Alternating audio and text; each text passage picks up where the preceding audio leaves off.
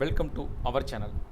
நம்ம சேனலில் ஆசிரியர்கள் பயன்பெறும் வகையில் அரசு தரப்பில் வெளியிடுகின்ற அறிவிப்புகளையும் உத்தரவுகளையும் சலுகைகளையும் குறிப்பாக ஆசிரியர்களுக்காக நடைபெறுகின்ற சிறப்பு தகுதி தேர்வு பற்றிய அறிவிப்புகளையும் உத்தரவுகளையும் கொடுத்துட்ருக்கோம்.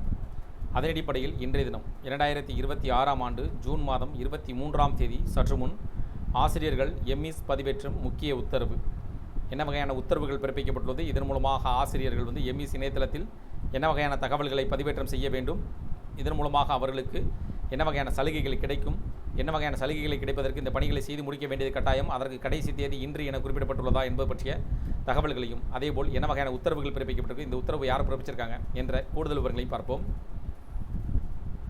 ஆசிரியர்கள் காலி பணியிடங்கள் தொடர்பாக பள்ளி கல்வித்துறை ஊழியர்களுக்கு பரந்த உத்தரவால் நீண்ட நாள் கனவு நிறைவேறும் என எதிர்பார்ப்பு எழுந்துள்ளது.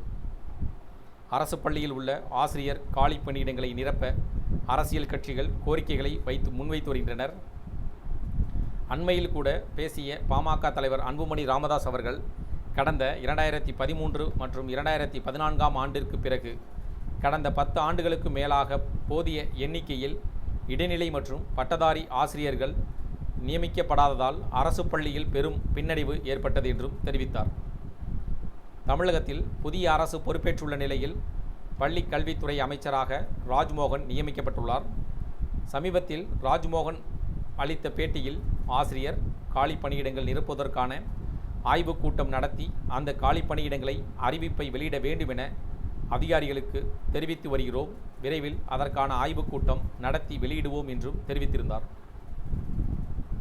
இந்த நிலையில்தான் மாவட்ட கல்வி அலுவலர்களுக்கு பள்ளி கல்வித்துறை அதிரடி உத்தரவு பிறப்பித்துள்ளது.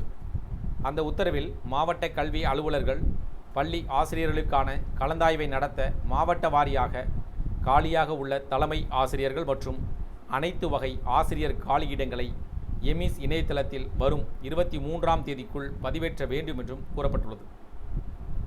அதேபோல் முன்னறிவிப்பில்லாமல் ஒரு மாதத்திற்கு மேல் பணிக்கு வராத ஆசிரியர்களின் பணியிடங்களை காலி பணியிடமாக கருத வேண்டும். எனினும் தற்காலிக பணி நீக்கம், மகப்பேறு விடுப்பு, வேறு பள்ளி அல்லது அலுவலகத்தில் மாற்று பணிக்கு சென்றவர்களின் பணியிடங்களை காலியிடமாக கருதக்கூடாது. பட்டியலில் ஏதேனும் தவறு ஏற்படும் பட்சத்தில் அந்த தவறுக்கு முதன்மை மற்றும் மாவட்ட கல்வி அலுவலர்கள் பொறுப்பேற்க வேண்டும் என்றும் அந்த உத்தரவில் கூறப்பட்டிருக்கிறது. இதன் மூலமாக பார்த்தீங்கன்னா மாவட்ட வாரிய காலியாக உள்ள தலைமை ஆசிரியர்கள் மற்றும் அனைத்து வகை ஆசிரியர் காலி பணியிடங்கள் எம்இஸ் இணையதளத்தில் வரும் 23ஆம் தேதிக்குள் பதிவேற்ற வேண்டும் என்றும் கூறப்பட்டுள்ளது. அதில் பார்த்தீங்கன்னா சில வகையான நிபந்தனைகளும் உள்ளது. முன்னறிவிப்பு இல்லாமல் ஒரு மாதத்திற்கு மேல் பணிக்கு வராத ஆசிரியர்களிலிருந்து காலி பணியிடங்களை காலி பணியிடமாக கருத வேண்டும்.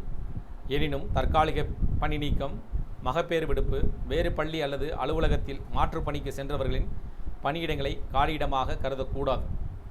இதை அனைத்தும் நிபந்தனையாக கொண்டு முழு விவரங்களையும் 23ஆம் தேதிக்குள் பதிவேற்றம் செய்ய வேண்டும் என்றும் குறிப்பிடப்பட்டிருக்கு.